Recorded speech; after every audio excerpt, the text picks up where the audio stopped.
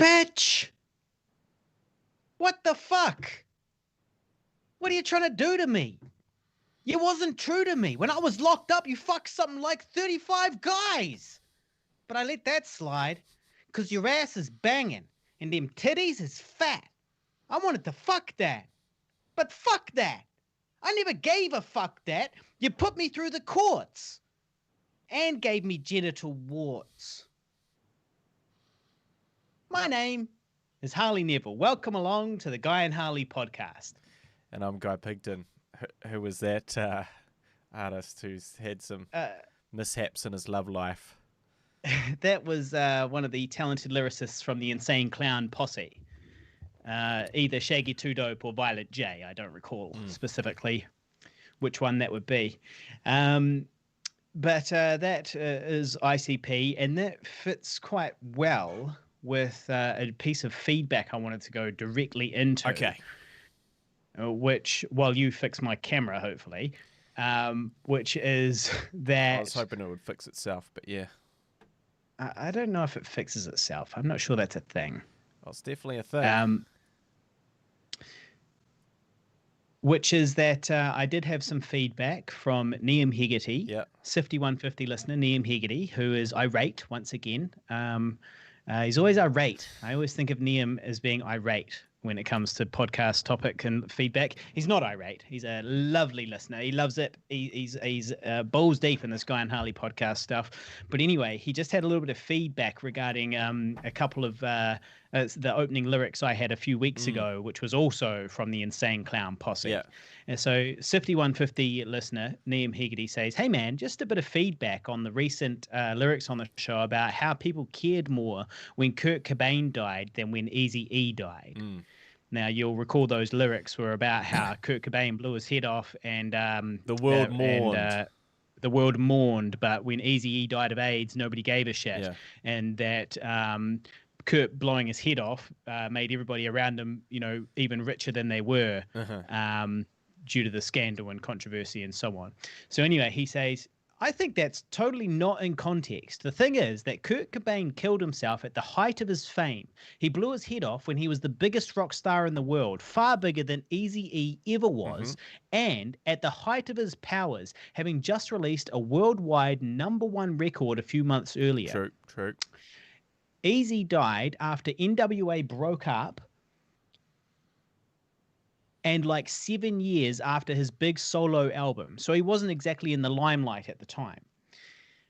So it's just totally different circumstances. That's the controversy as opposed to the method of death." Yeah. Context is king. We can't ignore context sometimes. To that I say... Yeah. Yeah.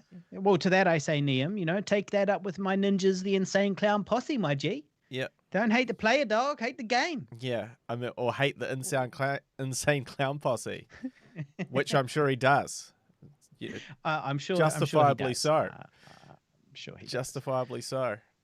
Didn't they do the whole one and they did like 5 albums like leading to a revelation?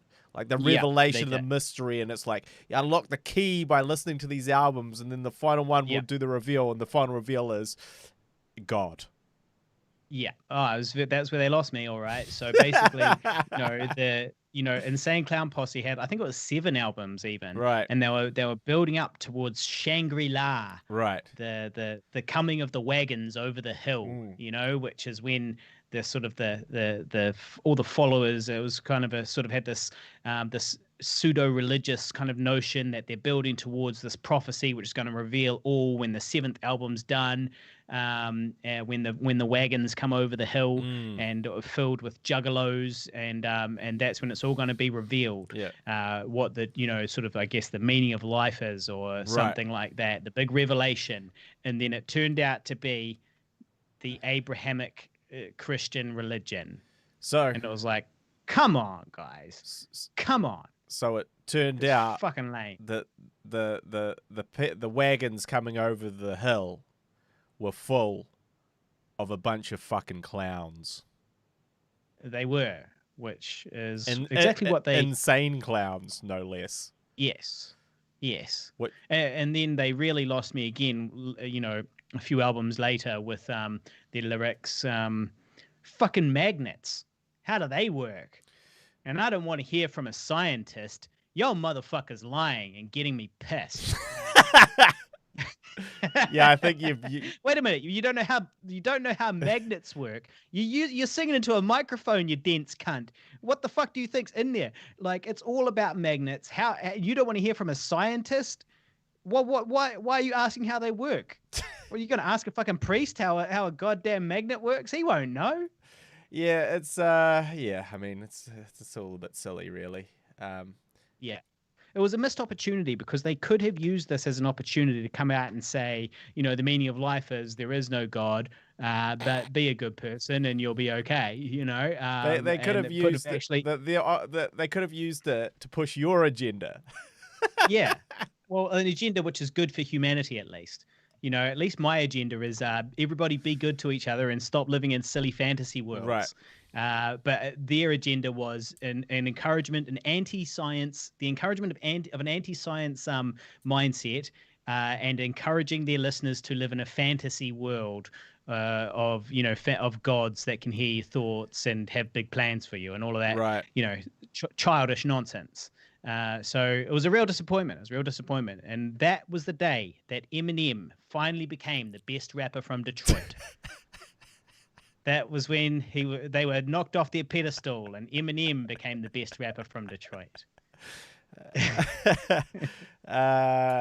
Yeah, so if you're... Harley's trolling me on the podcast as we speak. So, yeah, didn't we have some more fan questions as well? I feel like there was a couple more. Oh yeah, I've got a few little bits and bobs for the glory hole and so on. But look, where are we at? Well, I thought we were gonna get. So here we are. We could answer that. I thought we were gonna maybe, seeing as we're into the fan feedback, that maybe we would answer the other fan topics while we're here. I mean, do you have some? Well, I thought the only ones I have are. I was going to just opening with the ICP thing, then we're going to figure out where we're at in the world, what's going on, is it coming up to Christmas, all of these things. But that's fine. We'll go into this, no problem. Fuck context. We don't need context. Well, so this comes from Kevin Condon, new listener. Yep.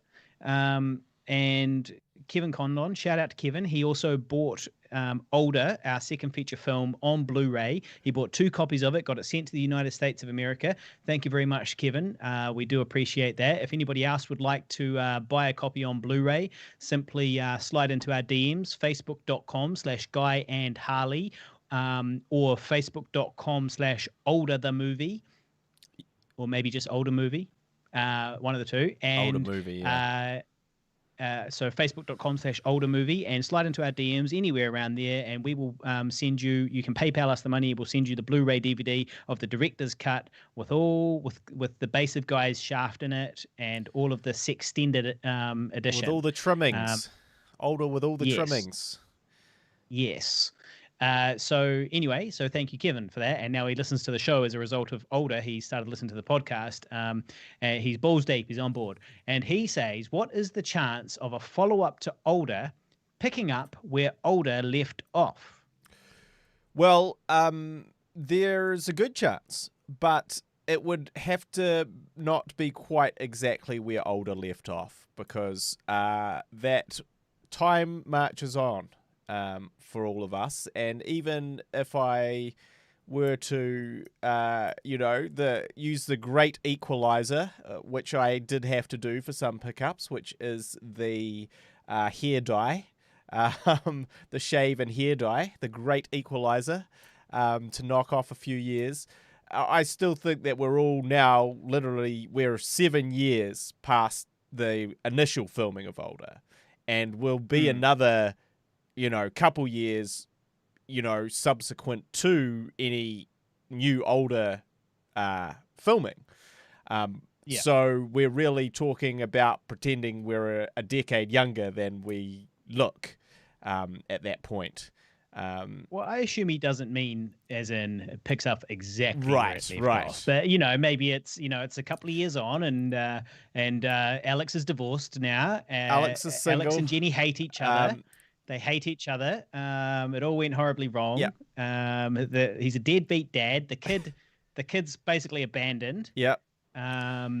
Henry, my character Henry, has been also divorced. He's been caught cheating. He's been philandering. Caught with his shenanigans, philandering about, and he now is single. And Alex and Henry have to move into a flat together and chase their filmmaking dreams together. Hilarity ensues. Hilarity ensues. Yeah, I think that's where we could pick up. So, I have actually had some ideas about this. I do like the idea of doing a follow-up. I do, because it was inspired by, the Before Sunrise films, I'm quite interested in that concept of doing one every 10 years and doing another follow-up 10 years later. Oh, so filming constantly, what that means. Working on them constantly, that means. Yeah, I guess so, but not really. No. It's a 3-year gap in between. 3 years for rest in between. Well, no, because you got to write it. Got to write it. Let's not forget that. But, yeah, so I have had that thought of let's pick up a decade later and do a sequel a decade later, because that is quite interesting. That's more interesting than doing, older two, oh, here comes the baby. Spoiler alert for any. That's keeping it subtle. Not that anyone. The cat's out of the bag. Long enough now, guys. The cat's out of the bag. It's been out for long enough now. Well, people need to watch it. Olderfilm.com, and they can go along and hit buy now, no matter where you are in the world. You're about to watch it. Olderfilm.com. Please go and watch it. We really, really need your support. But the idea of exploring some of these relationships again and where they would be in a decade and how things may have worked out or not worked out for certain people, I think is really interesting. So I definitely have quite an interesting story line for that. It's just a matter of priorities. So, if Older makes a silly amount of money, and it's streaming and it's all doing well, and there's interest in a sequel because it's done so well, of course that'd be the first thing to have a go at. But if it's just ticking along there, and sort of, getting really good feedback and stuff, which it has been so far, but it's just sort of ticking along. It's not this huge financial and sort of success where we hit this giant new audience, then probably we'll do some other things. But that can always be something that can be come back to in the sort of next 5 years. So I would like to do that. The question is always about money and how we're going to fund it and all that sort of thing. So it is an interesting concept. I think there's a cool story involving sort of, we've talked about sort of couples in their 20s and their late 20s. Now we're getting into couples in their late 30s. Where are you at? What are you doing? What? And also definitely the exploration of because we're getting to that stage now where we're getting into the people are coming out the other sides of their first marriages, The second wave of the single cycle, as it's known. We've talked about that on the podcast. Harley waiting in the wings. I'm here, waiting like a stone, waiting with patiently bated like breath. a stone. No kids, no crazy exes. I'm just waiting for all of these people to get out of their marriages. Rubbing his hands together. And I'll be here. Rubbing his hands together with glee, looking at photos of his exes on Facebook and wondering, what if? What if? Or getting divorced. Could it be? Yeah. Change a relationship. It's complicated. Yeah. Time for a little DM. Hey, how you been? How's things? Oh, long time. Long time no see. Was just thinking you just popped up in my feed. I thought I'd just flick you a little message. Say hello. See what's up. How everything's doing. Oh, you've just had a breakup. Oh, so sad. Oh. Oh, sucks. So maybe we should catch up for a coffee sometime, you know? Think about the back in the days, those crazy days when we used to be together, and how fun that was, remember? You remember how you used to love me? Remember those times? It's cool. So, yeah, well, just randomly, total coincidence. So, definitely would like to do that. That would be a cool concept. So, and I definitely think there's some interesting ideas to be explored there. So the answer is yes, but like not as an immediate plan right now. Unless we check the analytics, and through our streamings, it's got millions of streams and has made a ridiculous amount of money. Then then definitely think about Older 2. But we're not holding our breath for that outcome in this moment, but yeah. Oh, the sequel to Older, Fatter. Yeah. To steal your joke that you never used. I did not use that joke. I thought it up. I told you, and then we did not use it. Well, I would have. I just forgot to use it. So that's where that's at. But thank you for the question. Thank you for your support. I understand that they've just got their Blu-rays in the mail. They were a bit concerned it was taking a while. I said, unfortunately, we live in New Zealand, which is the furthest away point from anywhere else ever that you could hope to get something posted, at with haste. And also, like, the cost of posting things is ridiculous. Like, you're like, cool, I'd like to send this tiny envelope, please, with this light DVD or Blu-ray in it. And they're like, cool, that'll be $25 for standard. And you go, sweet, how much for a tract? Oh, $150. How much for it fast post? Oh, $250. That's kind of what we're working with here. So apologies for the delay, but hope. Yeah, I never post them tracked. Well, you can't afford to. The Zombie Holocaust DVDs. Well, it's just pointless, right? You just can't expect to make a profit when you're selling something for $25 and posting it to the other side of the world for $16, and it costs, $4 for the DVD itself or whatever it is itself. You make them $5, and you had to fucking walk down to the post office or pay for parking. You know, so it's like, it doesn't quite work out, but. Yeah. Anyway, we do also have a bit of feedback, so it is time to open up Guy's favorite new segment. The glory hole. Which is this. So this is some feedback that I received this was emailed to me. Hi, Guy. Okay. Emailed to me for some reason. Thank you. Hi, Guy. I came across your movie on IMDb, which led to me watching the movie on Amazon Prime. And I must say, the movie felt like the story of my life. As a wannabe movie maker who has frequent nostalgia about good times in the 90s when life was so simple compared to the fast-paced life in this digital world, and as a son who felt like he didn't open up more to his dad, who has recently expired, I feel as if we had been friends and you just wrote my story and made it into a movie. I am 34 years old and I could relate very much to all of the scenes, such as the one where Alex is reluctant to hold the baby in the opening scene, or the one where Alex is sitting under the night sky shooting at stars and getting philosophical. Well, I have said it before and I want to say it again. Thanks for writing and directing such a movie. Loved it. Oh, and also enjoyed all the performances of the actors and the cinematography. Hope to see more of your work soon. Shrikant. Well, thank you very much, Shrikant. Really appreciate that feedback. And like I said, look, that's all you can hope for, is that you hit a nerve with someone and that you speak a truth that resonates with them through the story that you're trying to tell. And, that I think has been the most gratifying thing about Older, is that not necessarily intentionally, but, it has struck a chord in a way that is, really gratifying. So I'm glad you enjoyed it. Keep on keeping on. And thank you very much. I don't think you listened to the podcast, but If you do tune in, I told him that I tune in. would give him Oh, a that's shout awesome. out, so he might tune in. And yeah, really appreciate that feedback, and so that's really cool.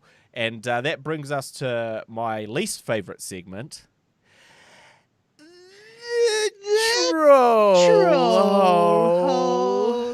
So, you know, you're up, you're flying, you're feeling great about life, you think you've made it, you think that you've made a good film and that everything's going well for you, and then you read a review like this one.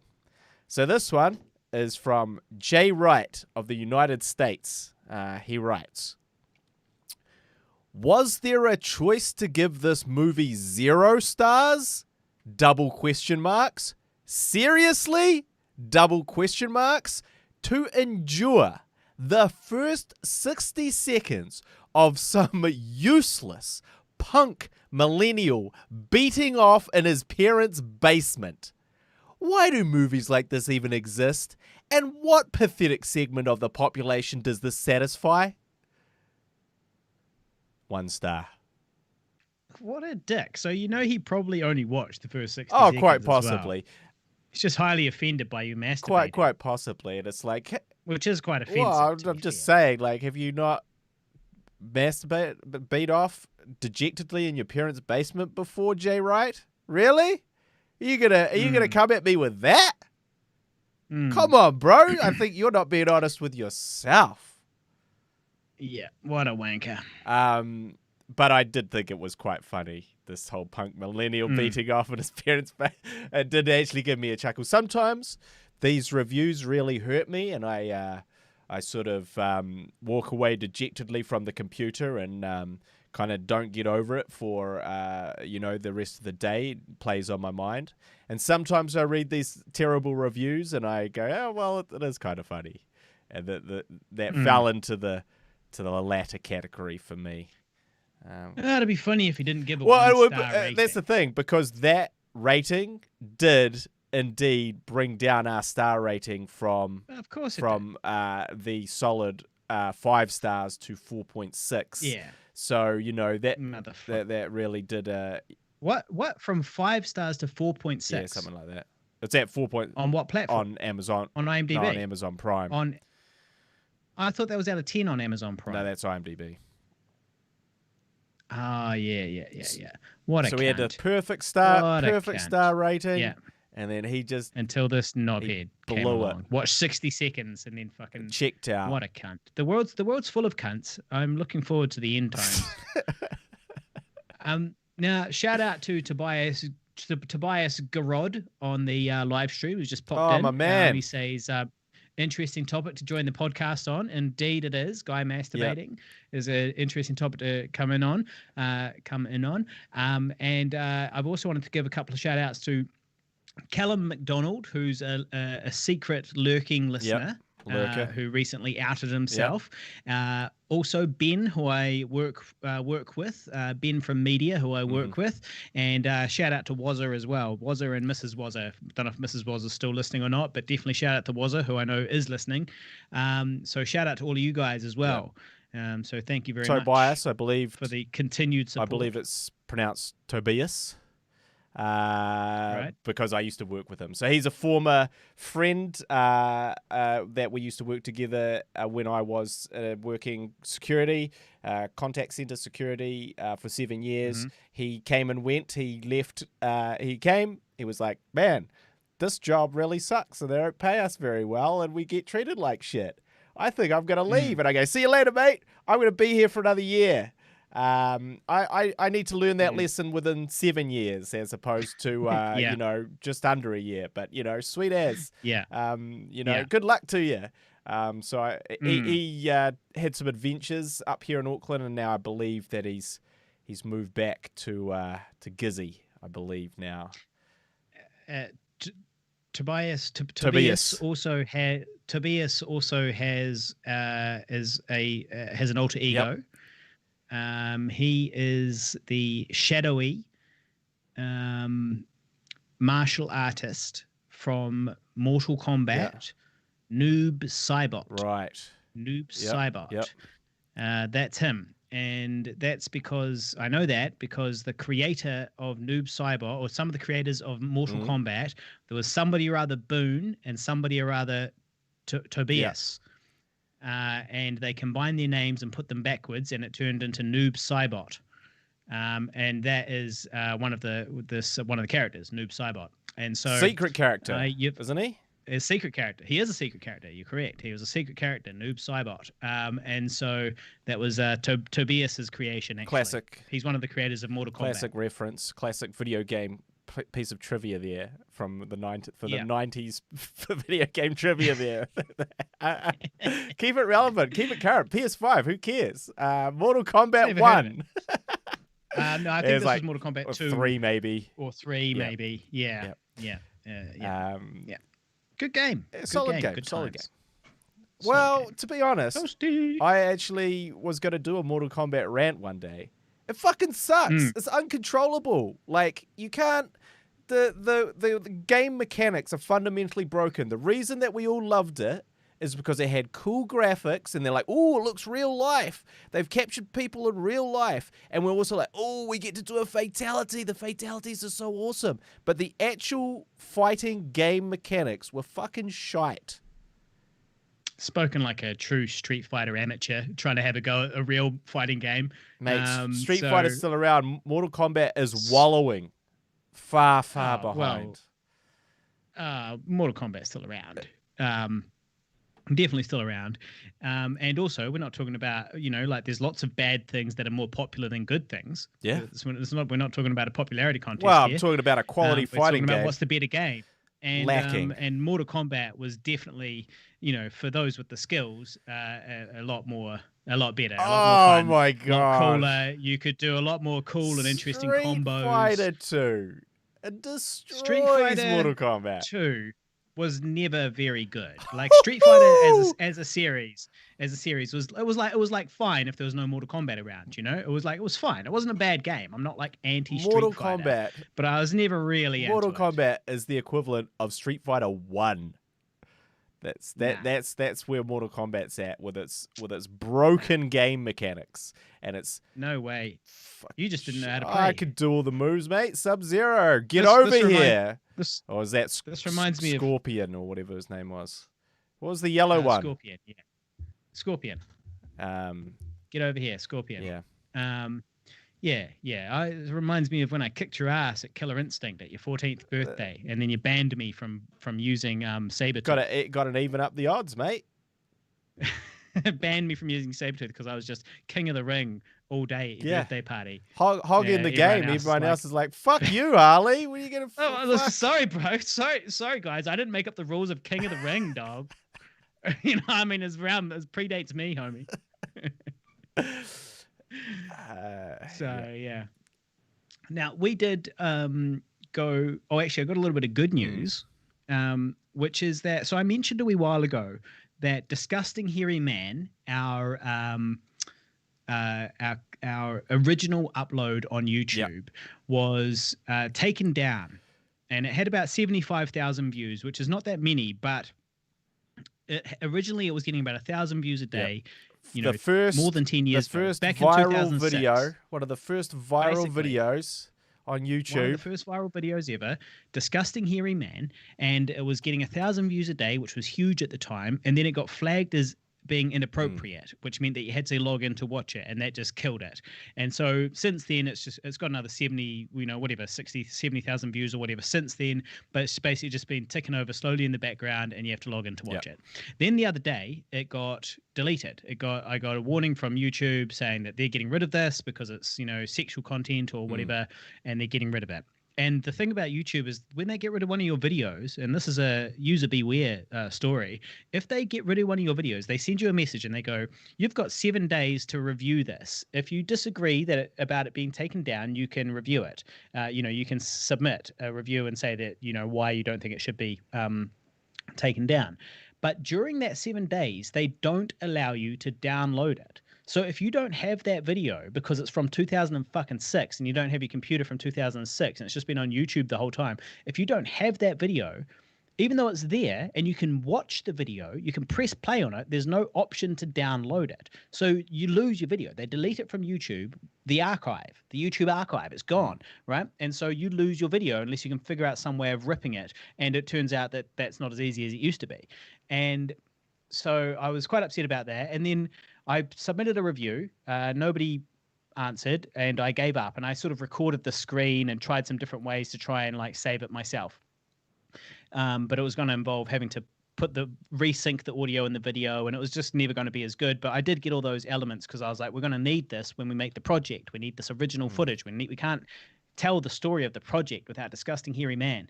And so I submitted, didn't hear anything. And then the other day I was looking at our stats, and suddenly our stats had jumped up 75,000 views in a day. And I was like, that's weird. And it turns out they reinstated it after my impassioned plea. My complaint, my impassioned plea for clemency. Yeah. And so it went up. So it's back there. I quickly downloaded it again because I'm sure they're going to flag it and delete it. But what's interesting is that since being reinstated, I don't think it's flagged as adult anymore. I think that there's been some sort of mistake here, and now it's just public. So Disgusting Hairy Man, Pigville, that's what you want to be looking up for, a 48-second masturbation video, one of the first viral videos on YouTube that for some reason they've said is not adult content. Masturbating furiously to fatty porn is not considered adult. And not then ejaculating on the magazine. I forgot about the ejaculating. Then ejaculating just as furiously onto the magazine in question, onto the fatty porn in question, by 2020 standards is not considered adult. No. In 2020, that's not good. Adult. That's just a thing that happens, and we all know that, and we're all very accepting of it, and therefore it's not adult on YouTube. So that's good news. That is excellent news. It's excellent. That's excellent news for any of our listeners who's curious about that performance. And look, I've got fond memories of Disgusting Hairy Man because that was one of the funniest videos to film that we've ever filmed. We had to kick our dear friend Nick Larson out of the room at one point because he couldn't stop laughing. He found it too hilarious. This acting, this performance of this excessive masturbation was too hilarious for him to be in the same room without ruining it through laughter. And I felt the same way. There was a commitment to the craft. There was a method. It was really, I've seen you act many times, but no other time did I believe it as much as I believed you in that moment. Masturbating furiously to a oversized woman and the pleasure it brung you. Yes, well, if people want to see that, go to YouTube and search for Pigville Disgusting Hairy Man. It's up there now, but who knows how long it's going to be there for. It might not be there forever. It might get flagged and taken down again very soon. So go check that out if you can. The other funny part of that is that video was just actually a scene from a short film you wrote called 8 Ball. And so we had shot 8 Ball, and that was one of the scenes in 8 Ball. And we decided, as the strongest scene, the best scene from that short, we would post it as an individual video.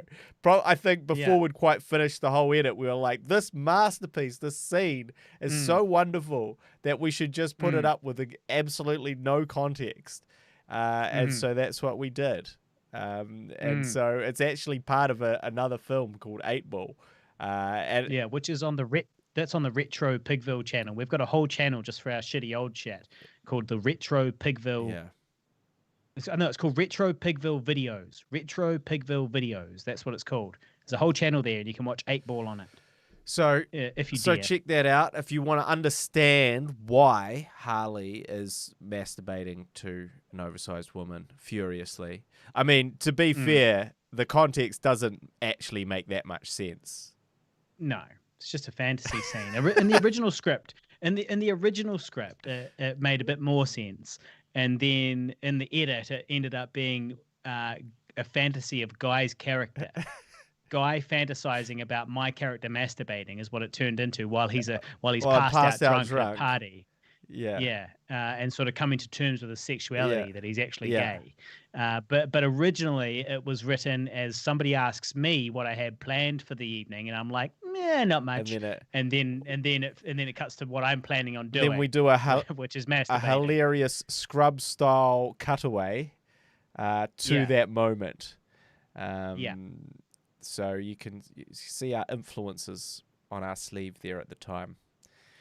So that's good news. So check that out. It's back for now. Temporarily. So what else be going on?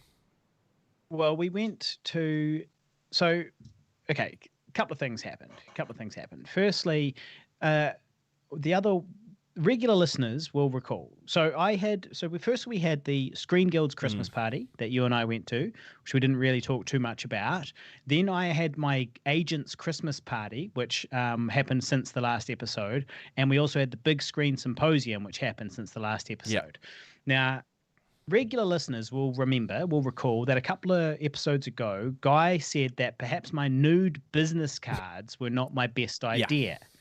He suggested that my nude business cards were maybe not my best idea. And if I can find it, I'll show it to the live stream again. But anyway, it was a business card of Guy and I naked, and it was from a promo shoot that we did, and then I got it turned into a business card as well, and I started giving that out to people. And Guy suggested that maybe it was not my best of my harebrained schemes, and so on. And I said that, well, no, look, it did, in my opinion, it did what it was meant to do, which is, be memorable. Yeah, that was the whole point. Be memorable. But Guy wasn't so sure about that. Now, in retrospect, my argument at the time and since was always like, this is ridiculous, but who cares? Like either remember me or don't. Here it is. It's on the live stream now. You'll certainly remember that. Yeah. So these are the business cards we gave out. You may not want to work with those people, but you'll remember them. I mean, you'll remember them for sure. You'll remember and be disappointed at that memory, that memory playing at the back of your mind. My argument was always, who cares? It's in ancient Latin. One of the emperors said, and I'll mangle the pronunciation, "Oderant dum metuant," right? Which means let them hate me, provided they fear me. Yeah. But I have always believed. I thought that was Caesar that said that. I don't actually think it was him, but it was one of them. I think. Well, it came from a poet, right? Who was then quoted by some leader that like an emperor, but not Caesar. Okay. I don't think. But anyway, whoever it was, I've always been like, let them laugh at me, provided they remember me. Right? So let them find me a laughing stock, provided they remember that laughing stock who they do not take seriously. Because that's your options though, right? As an entertainer, remember me or don't. Yep. That's the options. Now, I was at my agent's Christmas party the other week, and I was minding my business, and a woman came up to me and she goes, "I know you." And this was a pure coincidence. She goes, "I know you." And it turned out that a few years ago, she was casting something, and I was going for this role, whatever it was, and she got shown my nude business card. And she said that she loved it. She laughed out loud, and she pushed for me to get the role, and that she doesn't remember anybody else from anything to do with that casting, but that she remembers me purely because of this card. Yep. This was over 2 years ago. And so all of these things were exactly my objectives. With that card. Now you don't think the people that vetoed that also looked at the card? Well, look, it's plausible, but I get vetoed for 99.9% of all things I go for, and not only do I get vetoed, but they presumably don't remember me. So this time I got vetoed and remembered. That's an improvement. That's a step in the right direction. Also at the same party, I walked up to a table and I said hello to some people I knew, and somebody goes, Harley Neville. And then a girl down the table heard that name and goes, you're a filmmaker. So it's moments like that that make it all worthwhile in this time of sort of forgetting, I don't know, why I do it. It's nice to have that recognition, which is much better than the Screen Guild's party, which I avoided everybody. They burst into tears and left. Yeah. Burst into tears, had a cry in the car, went home to bed. Just miserable. Just 2020. Just really ups and downs. Kicking me in the guts. Ups and downs. Kicking me in the guts. 1 minute you're up. And then so after 1 minute you're up. Nah, most minutes you're down, and then every now and then you're up. And then you only talk about the moments when you're up. So it seems like on Facebook, like you're all up all the time. That's and are therefore more depressed by the fact that you're not up like everyone else appears to be up. Thus compounding your they think depression. Yeah, you got it. Well, after that was also the Big Screen Symposium that you and I both attended. We discussed this in the last episode, saying that we were going to attend the Big Screen Symposium, which is a large annual networking event here in Auckland, New Zealand, for filmmakers with a hefty $300 price tag on it to get in the door. And it's a 2-day event of workshops and, well, not really workshops, but like keynote speakers, I guess workshops, and schmoozing and networking, regular opportunities to hobnob with your peers and exchange cards and maybe see what fruit is born of it, what collaborative fruit is born of it. And I got to say, I had a really good time. It was also really good for me. That was another thing that was really good for me to remind me why I do it. As there was lots of people that I knew, and lots of people knew me, and felt good.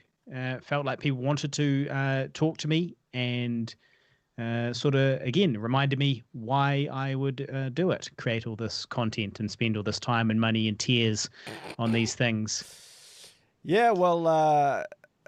I thought that it was good. My struggle was staying awake through the workshops to get to the networking. That was my with the networking. That was my big hurdle. Well, they also they had this. It was in this big auditorium, so a large chunk of it was in this big auditorium, which apparently had zero aircon, or if it had aircon, it was like they're like, what's a good temperature for a low light dark room where everyone is in total darkness? What's a good temperature for the 1,000 people that are in here all jammed together? What are we thinking, guys? What are we thinking? 30 degrees? Shall we make it 30 degrees in there?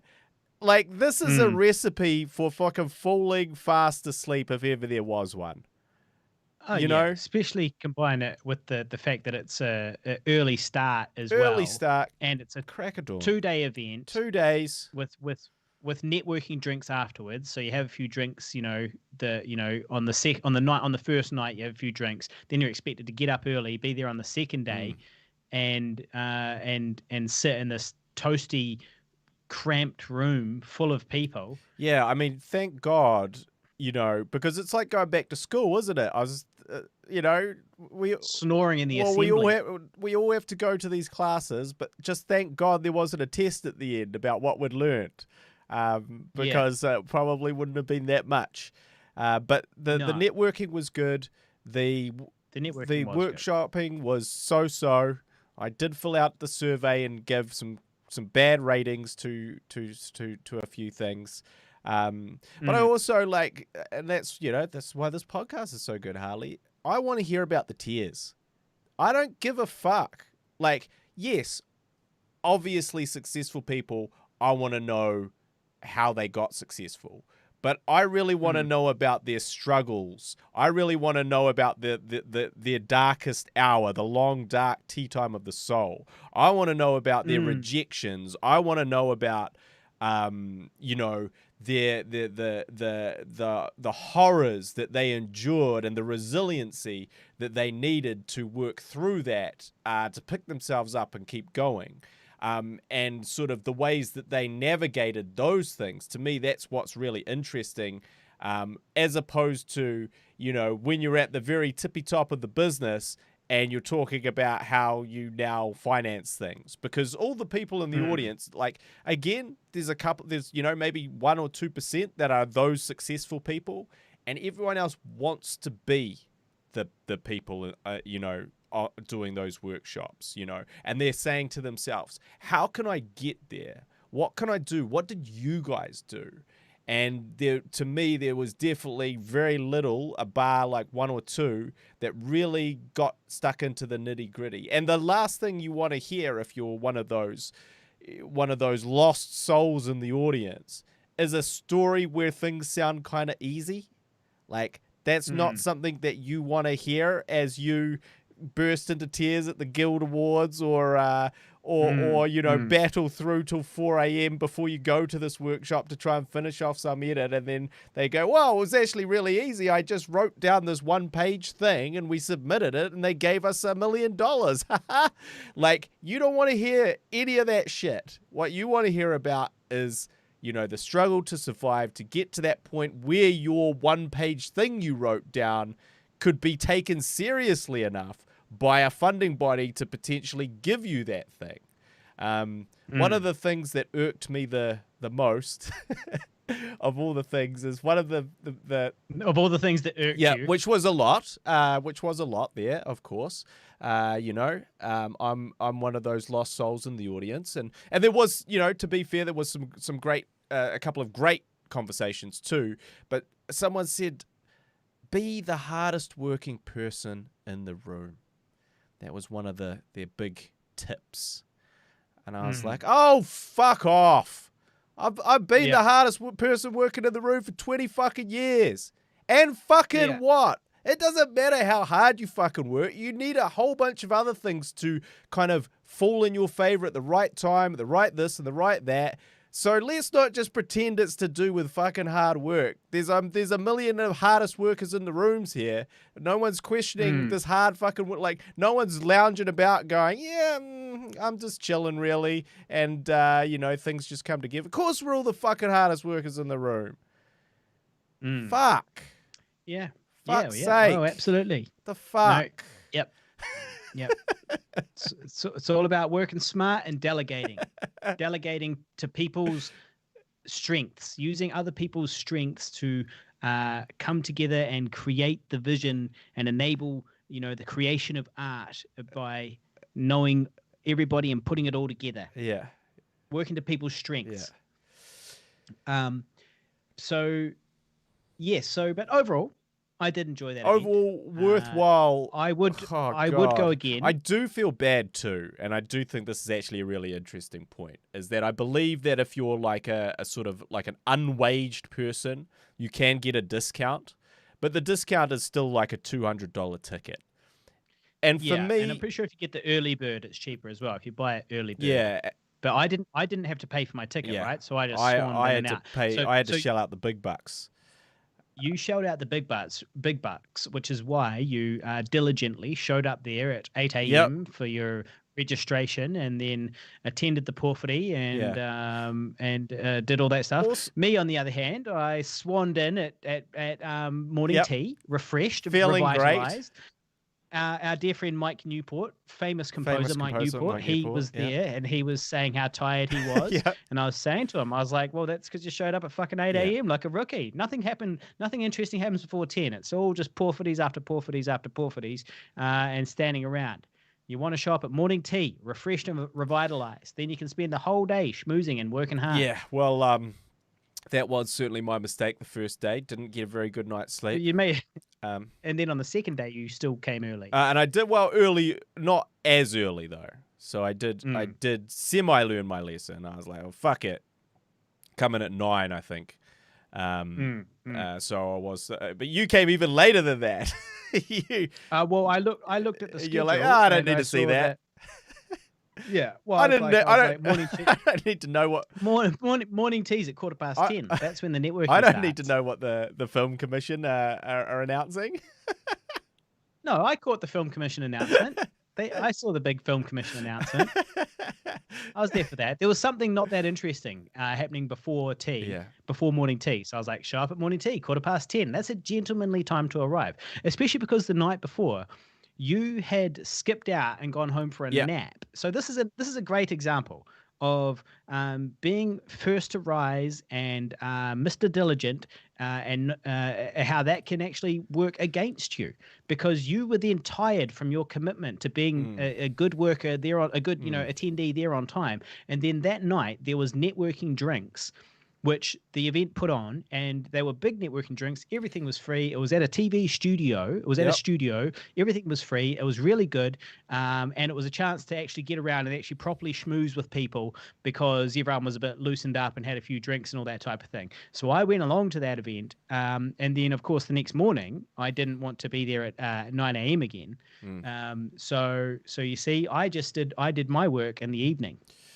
Well, yep, I did have to have a nap. Now, to be fair, I wouldn't have had to do that if we weren't seeing a friend's film, which we were not planning to do. So that was a last minute on the day curveball, which I'm very much glad that we went to that, of course. But that North Spur, but it's coming out. Early to bed, early to rise makes a man healthy, wealthy, and wise. But you see, the issue there is I was not early to bed. I was just early to rise. Hence, all of those things are not true anymore. You have to do them both. Not healthy, wealthy, or wise. No. Unhealthy, poorer because of this fucking ticket, and not wise because I fell asleep during the workshops. So and missed the networking. But we did get to go along. It was quite good that we got to go along to that movie screening as well. It all worked out. The timing was just perfect, right? So I show up at 10:15 at morning tea time for the Big Screen Symposium. Then you and I, we spent the whole day there doing our schmoozing. Then we went along to the opening drinks of a new bar on the Viaduct in Auckland. If you find yourself walking along the Viaduct, keep an eye out for Parasol and Swing. And beneath Parasol and Swing is another little space. That space is called Brolly. It's owned by the same people. It's run by the same people, but it's slightly different, offers something slightly different. So go along, and we had a few drinks there at Brolly. We had some delicious cocktails. So we had the Big Screen Symposium. Then we went to Brolly for a few cocktails. Then I went up to the networking drinks. Guy went home for a nap. Then the networking drinks finished at 8, which is exactly when the movie was starting that we've been invited to, which was North Spur, which is a South Island film shot in the South Island by Aaron Falvey and his posse, the Top of the South filmmaking gang, and they put on some drinks and stuff there as well, and so we watched that movie as well. And then the party continued. They went out partying afterwards, but I very sensibly at that time knew when to call it, went home to bed, and didn't feel too bad in the morning. The trick is to drink all day. If you just consistently drink all day, you don't get a hangover, because you're not drinking a whole bunch at one time and then getting hungover. You're just consistently drinking, and you're just steadily drunk all the way through. But at any point, you stop and you drink your waters and you go to bed and you're not hungover. Well, my biggest criticism of the whole event, and I really stand by this, was the fact that they did not supply complimentary drinks, and I don't mean the beer. I mean coffee. You're gonna crank up the fucking thing to 30 degrees in this fucking thing, like trying to induce everyone into a coma, and then you come out, well, that'll be $5 for your coffee, sir, if you want to stay awake for the rest of the day. Oh, what about my ticket that just cost $250 to $280, depending? Well, don't worry about that, sir. That's for the sitting down part, not for the coffee. So fucking forget about it, you bum. So very disappointed at the coffee. Well, it's the little things that make a difference, right? It is. Because if you walk in there and they go, "All right, mate, here's a coffee," here you go, perk you right up, right. Cool. $300, no problem. Here we are. But at least I've got a coffee, right? Yeah. Yeah. Shout out to Nocturnal on the live stream, watching on the live stream. Thank you, Nocturnal, for tuning in. He referring to our funding earlier, he said that the hardest working person in the room tip also happened at the American Film Market when he was there last. That was somebody else gave that piece of shitty advice, be the hardest working person in the room. And also, he says funding should be a supplement, not the be all and end all of financing a film. So he thinks that chasing full funding is pointless, should be a supplement. He says they only fund unestablished filmmakers once in a blue moon, once they've like Escalator, which was our one where they funded I Survived a Zombie Holocaust. They have something like that once in a blue moon, one every decade, and that you and I were very lucky. Pigville were very lucky to get that I Survived a Zombie Holocaust funding. We were, and it shows how very talented we really are, but that it will never ever happen again. That's right. And the thing about that is, like, if I was to do a now talk about Zombie Holocaust, I would very quickly outline the sort of external factors around why we got that opportunity that had nothing to do with our talent and hard work. Because really it was lightning in a bottle. It was a set of circumstances that does not come along very often. And it was just, again, right place, right time, right sort of thing. All these things just happened to fall into place. And at the time, I was unaware of the invisible hand, right? Yeah. The invisible hand, which you only recently learned of on this podcast. I'm actually, we did talk about that, right? The invisible hand. I've actually been thinking about it because there's the system. There's a wrestling promo where one of the guys talks about being the invisible hand, and that's where so anyway, so now I would say, I was absolutely fucking the hardest working person in the room. That actually had, and I wrote a really good script. Those two things actually probably had less to do with these external factors, us getting the film made, than I would love to believe. I'd love to believe it was because of my talent of being the hardest working person in the room. But the reality is, it actually probably got made because A, they're looking to do a genre film at the time because they'd just come round to that concept. So there you go. We're looking to do a genre film. Here's a genre film. They also wanted to do something outside of their main centers where films were made, which was Wellington and Auckland. So, here's a film that's going to be made in Dunedin and sort of prop up the industry down there, or revitalize, galvanize. Throw them a bone. Galvanize. Throw them a bone. Exactly. But they had an agenda, and that film happened to fit that agenda very, very closely. Very, very, and then that third element, the Escalator Initiative. We're going to give 3 or 4 unknown teams. That's the whole point of it. So the whole point of it is to do it differently than the way we always do it.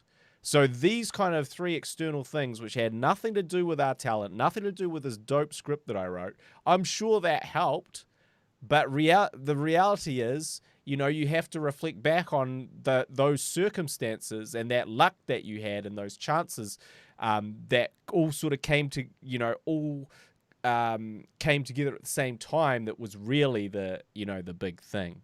So, but anyway. So yes, the Big Screen Symposium, we were there. I will say the place we went to have a curry at, bloody good curry. Yeah, have you not been there before? Not that one. Yeah, that's a good spot up in near Ponsonby. It's a good wee spot. We got invited to a VIP. We just knew the right people and got invited along, and it turned out there was a bunch of movers and shakers there, and we all went along and had some curry after the Big Screen Symposium. It was very good. The meat to curry ratio, a little disappointing though. Oh yeah. Well, I liked it. I tell you what I didn't like was the price when it came time to that's pay the bill. Because you offered to pay for someone else, thinking that you'd be paying $20. Well, the thing is, the meals were $20 each, right? And then there was a bit of stuff ordered for the table, and then there was the corkage of the various wines, all of which added up, I'm sure. The level of generosity was overextended. On the evening, I was hanging out with, and this is a scoop for the podcast, hanging out with the Breakfast Faux Pas. long-term listeners will recall the breakfast faux pas, the my only Facebook public date since she who shall not be named left Angie. me. But Harley at that time refused to pay for breakfast, and this haunted him. It coloured the whole relationship. It was the end of the relationship because I didn't pay for her breakfast on this particular occasion. Yep. I had paid for her breakfast on a number of occasions. I did not pay for it on that particular occasion, and that was that. I was fucking out.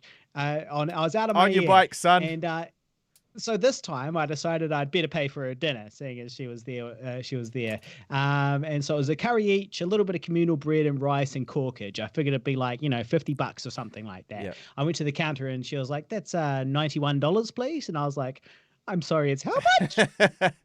But you see, the problem was that it was this breakfast faux pas was lingering in the back of your mind. And you're like, well, I can't now go back and go, hey, you know how I said I'd cover this one? I can't because it's too expensive. She goes, I fucking knew it.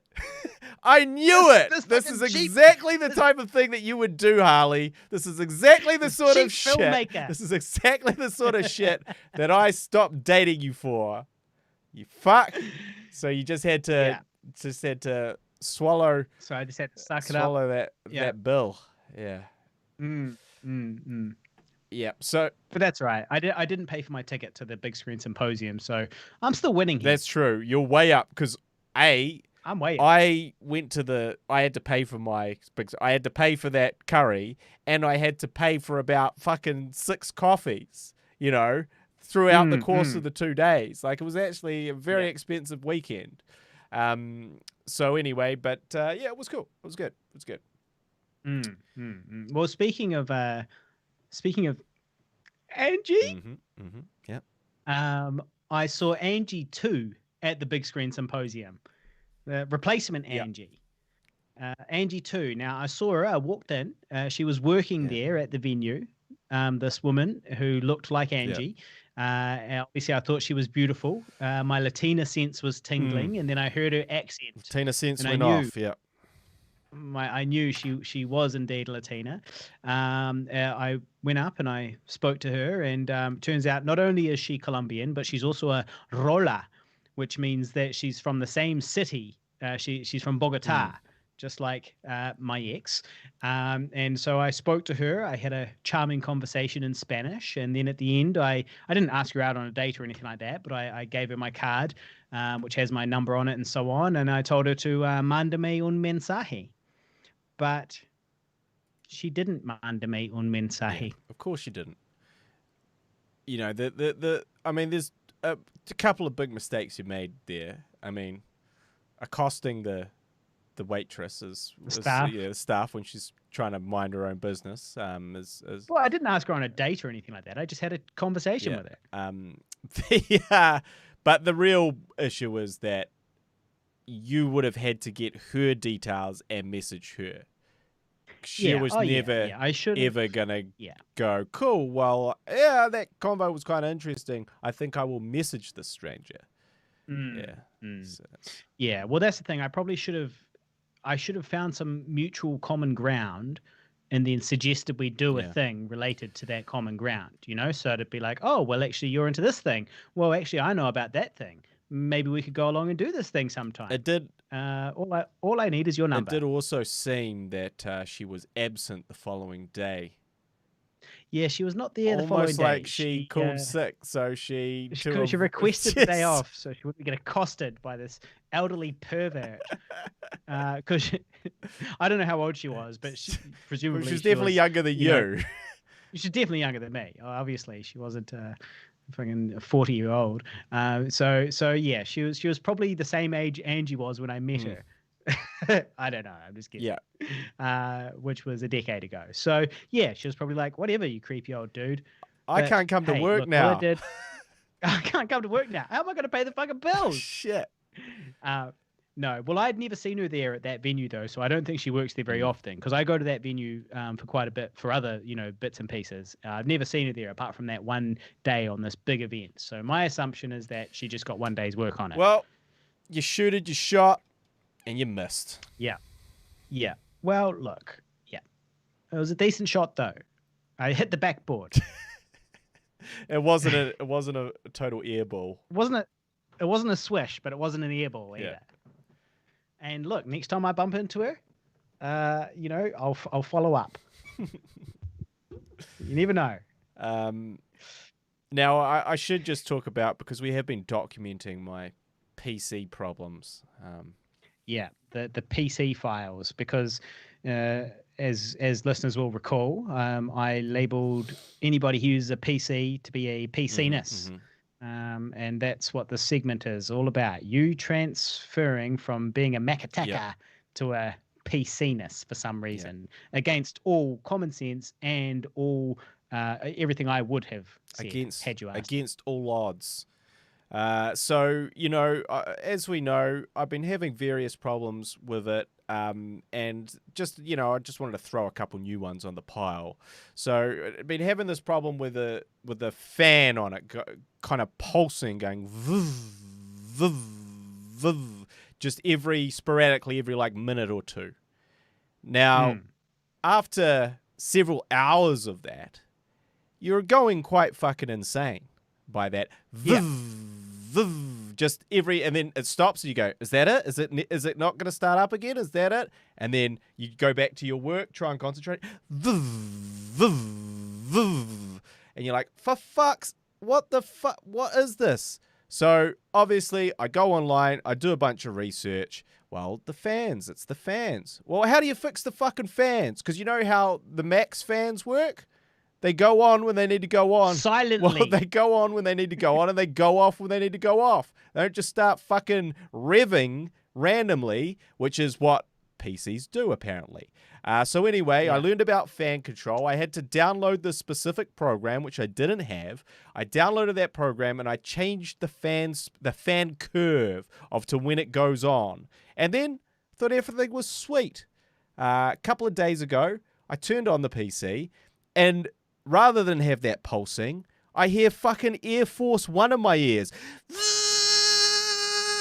And I was like, that's interesting. I'm not doing anything on this PC that would possibly justify the fans. It's not like super hot in this room at this time. I'm not doing some high computational task. And I was like, cool, well, this is surely going to stop any minute, because it's going to take a minute to cool its things down, and then it will just go back to normal. Half an hour later, it hadn't gone back to normal. It was just going. And I was like, cool, maybe restarting it. I'll try restarting it. That will kick it out of this fucking weird jet engine situation I got going. No, I turn it back on. It just starts going straight back fucking off again. So I have to adjust the fan curves again to some other fucking thing. And now, sort of, it's kind of back to normal like it was before those two weird shit things happened. But I will then also say, if I can follow up with this PC. So again, just minding my own business. In fact, I do a little bit of editing on the PC the other day, because we're prepping Stay at Home, the short film. I've done a little bit of editing on it, and I was using the PC, and I was like, this is good. This is actually really smooth. I did an export out. I was like, this render is quick. This is what I got this PC to do, and it's doing it the way it should. Thank fucking fuck. So I was kind of like, you know what? Maybe my PC dramas are over now. Maybe I've kind of fixed all the things. I've worked out all the bugs and the quirks, and I can... You've done your 10,000 hours on the PC instrument. I'm trying to figure out why this PC is so fucking unintuitive. And we're all good now. I was feeling good about it. I was like, you know what? Maybe this PC thing, we're good. And then I tried to start up the podcast today. And my camera is not working. And my audio equipment is not working. And none of it is reading. And I'm like, what the fuck? So this is 20 minutes before we meant to start the show. I start frantically Googling. I've got everything set up. It's all plugged in. I don't know what the fuck the problem is. I start frantically Googling, not logging it, like not registering devices, blah, blah, blah. And they're like, new Windows update, new Windows 10 update, causing blue screen of death and other problems for some users. And so I go into this fucking article about these new updates, which I just automatically updated. Like, they just automatically update when you restart your thing. It's like, it doesn't give you, like, it doesn't say to not do it and restart. It's like, restart now and it will update your thing. And I was like, okay, cool. So these random fucking Windows updates I did had ruined my entire profile. And it also just, like, lost my Skype, like, logins and everything. So Skype didn't exist. Like, my Skype profile, like, with all my contacts and stuff, no longer existed. The camera didn't work. The audio didn't work. So then when we're scheduled to start the podcast, I'm frantically uninstalling and going backwards on all these updates. I uninstalled 6 updates, which took just over an hour, to get back to the point I was a couple of days ago before I updated those stupid fucking updates, and now everything works again. What the fuck? What's the point? Why? What's the conclusion? The problem here? is we've talked about this already. I can't sell it, Harley. That's the problem. I know. It's the curse, the Iron Throne. You've got to cut your losses. I can't. What are we gonna lose? You're already so embroiled in the Mac ecosystem. Ecosystem, yeah. You're already so deep in the Mac ecosystem that to go back now is as bad as to go forward. To quote Hamlet, roughly. Macbeth, but or maybe Macbeth. Yeah. I'm getting there. But so yes, you're already you've got the Apple iPhone. Yeah. You've got the laptop, right? You know, like, it just doesn't make any sense. And the worse, you're only making it worse the more time you spend, diddling about with these PC-nesses. It's now, a sort of a $2,000 loss proposition to get rid of this fucking thing. Yeah. I mean, look, it was a big mistake. But there's no point in throwing good money after bad. Sometimes you just got to accept it. Sometimes you just got to accept a big fucking L of $2,000 and walk away from this fucking piece of junk. Well, next time you're thinking about making a big move like that, at least have a little convo with your bestie about it first. Well, the thing is, I obviously did talk to some people about it, but I chose those who were computer literate, I know, but that's a little bit ridiculous in the sense that, like, we like to have this joke here, a joke that you actually believe that I'm this technophobic imbecile. Yeah. Who doesn't know anything about technology. And yet, I'm not technophobic, I'm computers specifically. Personal computers specifically. I've been working with computers, in highly technical industries as a professional, and people have continued to hire me year after year after year after year since I was 21. While you were farting around being a security guard and a baggage handler and a window cleaner and all these things, I was working with computers and technology, and people continued to pay me to do it. Yeah. So while it is a funny joke, it's not really grounded in reality. I'm actually a genius, a technical genius, and people pay me for my technical genius skills. Okay. You just don't know about it because you don't come and talk to me about it. So if you'd come and talk to me about it, I would have told you all about the fans. I would have been like, careful with the fans on that PC, bro. It's going to be real annoying. And all the rest of it. Yeah. Yeah, well, miscommunication. Nocturnal uses a PC, and he says that he's a computer operator. He uses Macs and PCs. And I've sent the request out on the podcast several times. I'm like, look, if you're a PC guy, just tell me what the fuck is going wrong with this fucking machine. And to be fair, Bernie Rao, friend and director who cast you in his current feature film, which is smash hit feature going film. all over the place, called Killer Sofa. Yeah, or originally Sofa. My Love and My Lazy Boy. Is it ever called that in any territories? I don't think. Nah, I think it's just called Killer Sofa, because he doesn't have the rights to the brand of Lazy Boy. So it's called Killer Sofa, and it's a horror about a killer sofa, a killer Lazy Boy chair that kills people. It's not actually a sofa, though, is it? I am this. No, it's not. Inaccurate. They should have called it. No, it is. It's but that's what they call it. It's misrepresentative and of the. Yeah. I am the one inside the inanimate object. I am the one who takes the inanimate objects and makes it an animate object. So I am the soul inside the sofa. Yeah. So if you guys go and check that out, Killer Sofa, you can find it on Amazon Prime and all those places, I'm pretty sure. And so, yeah, shout out to Bernie Rao. Yeah, so he suggested that he thought that it might be my RAM. So that's my random access memory sticks, and he suggested a different brand. So that is something I might try. So I do appreciate the. So you're going to throw more money at it, is what you're going to do? Throw good money after bad. You're going to throw more good money after bad. Throw good money after buying bad. Some new RAM. Yeah. Instead of just selling this and going back to a good old reliable Makataka. Yeah, I mean the issue with is the selling of the PC with the two. Like, if I was to sell it for what I bought it for, then great. Then I could do that. Unfortunately, that's not how mistakes work.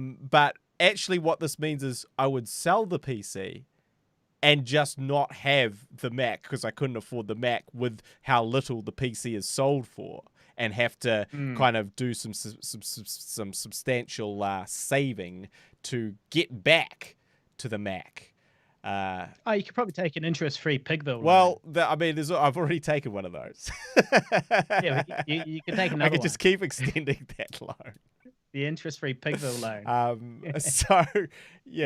It's only interest-free for the next 2 years, to be fair. Or a year and a half, actually. Or actually, year? It's interest-free for the next year and a half. And then it's probably, well, it's a year and a half. It's interest-free for the next year and a half, because we got a loan from the government. The New Zealand government is very supportive of small business, and we got a loan. And then for the 3 years after that, it's only a super low interest rate compared to what the bank would charge you. So it's still the better option. Yeah, it is. Yeah. But the best option is to buy your shit outright, which is what I do. Yeah. I own everything I own. Like, I don't owe anybody anything. Yeah. And that's the way to live. It is the better way to live. I am in total agreement with that. Which is why I should not do that and buy this RAM. I'm not even suggesting that, because this PC, like, even the headache today, that was like an hour and 20 minutes that I was fucking around going, what is the problem? Okay, maybe it's this. All right, let me try that. Okay, things are still not connecting. Let me undo another update. Where are we at now? Just absolute silliness. As it has been every time there's been some dumb fucking problem with a PC. So, I long for the days of if I had a reset of the Click, Adam Sandler's film Click, where he just clicks a thing, I would click back to that crossroads of getting this souped up PC or just getting the iMac Pro for a little bit more. Man, I would have just got that iMac. God damn. PCs, man. PCs! Hindsight is 2020, and now you're at another crossroad. And in the hindsight, your next hindsight is going to be like, God damn it! If I was Adam Sandler in Click, and I would go back now to when I spent more on fixing the PC, and I would have just sold it for nothing, and just I would have sold it and cut my losses. Yeah. Well, on that note, we do need to wrap it up because I need to go to work. Okay. I am putting sound on television, sound on live broadcast television tonight. That's my job for the evening. One piece of feedback from Nocturnal, throwing back a little bit on the live stream, is that he says that if he wants to find a directing/producing team that will create polished content, I would hire Pigville, because you are constantly showing how skilled you are and how much you care about the craft. Thank you, Nocturnal. That is a very, very kind words, supportive, encouraging words. We do appreciate it, yes. So thank you very much. What we really just need is an opportunity where somehow we get a bit of money that allows us to have enough money for post-production and marketing. If we had content that had enough money for post-production and marketing, well, we'd be away fucking laughing, because we're making good shit. But that's where we fall down. So Patreon.com/Pigville. If anybody out there wants to give us $1 a month or something like that, that all really, really helps. I just bought some brand new headphones, wireless headphones on the live stream so that I can actually move around a little bit more, and they don't look as rooted as my previous ones, which have lasted me more than 10 years, to be fair. So I'm quite happy with that.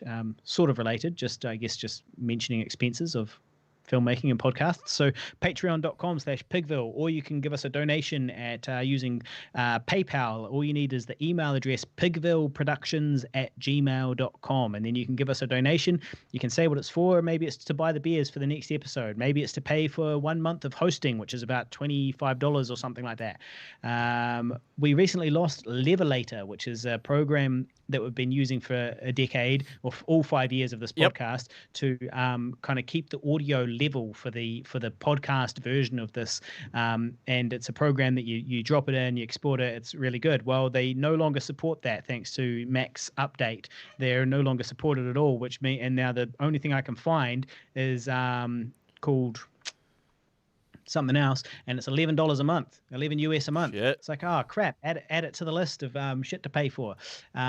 So anyway, if that's the type of things that we're spending your money on when you give us those donations, so PayPal, pigvilleproductions@gmail.com, or patreon.com/Pigville. And also, if you just want to keep up with what we're doing, go to facebook.com/GuyandHarley.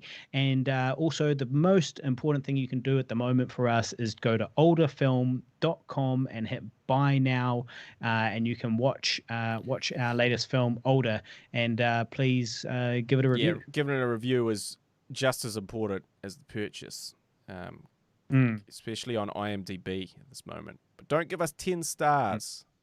Give us a 7, 8, or 9. Is that because you think they just disregard all 10s? There's an alleged rumor that they 100% disregard the 10s. Yeah, because which is crazy though. They should disregard the 1s for that same reason. They should take them both off. Take off the 10s and the 1s.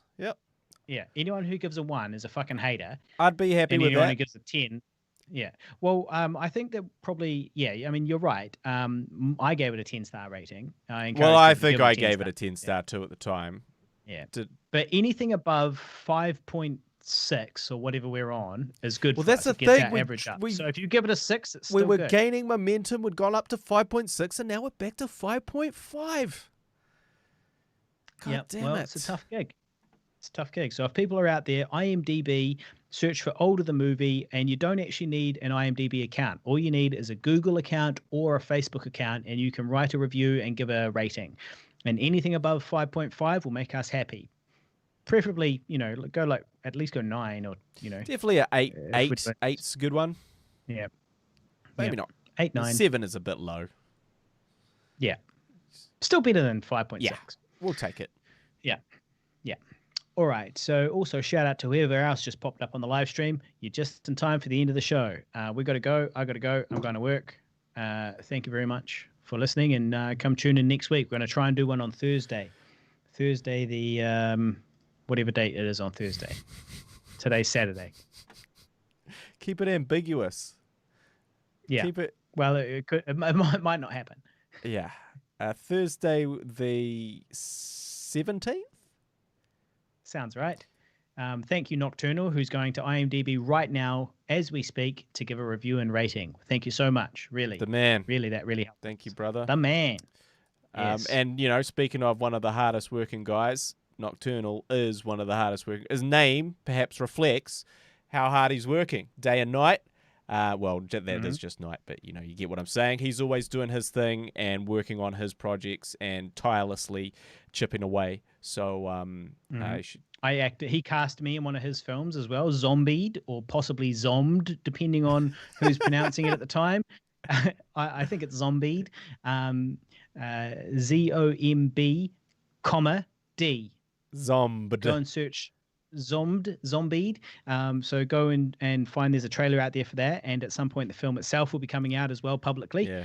And I've got myself a wee role in there as well. So thank you for casting me in that, Nocturnal. Do appreciate it. Do appreciate the faith. I will also just mention that someone sent me through hey, like he sent a blanket thing. Hey, can you give this a rating? Like blanket email, right?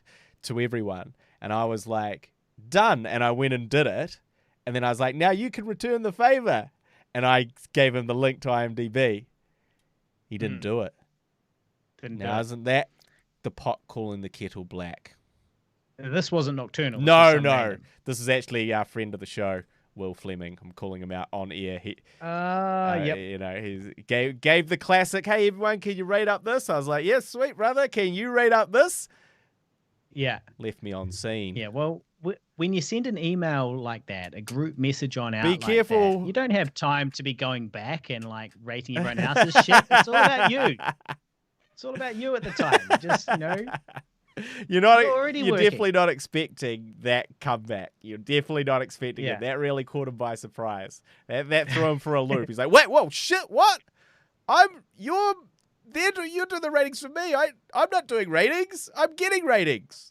But anyway, he's an awesome dude, and he has helped us in many other ways. So I can't really complain, but I will complain directly to him next time I see him.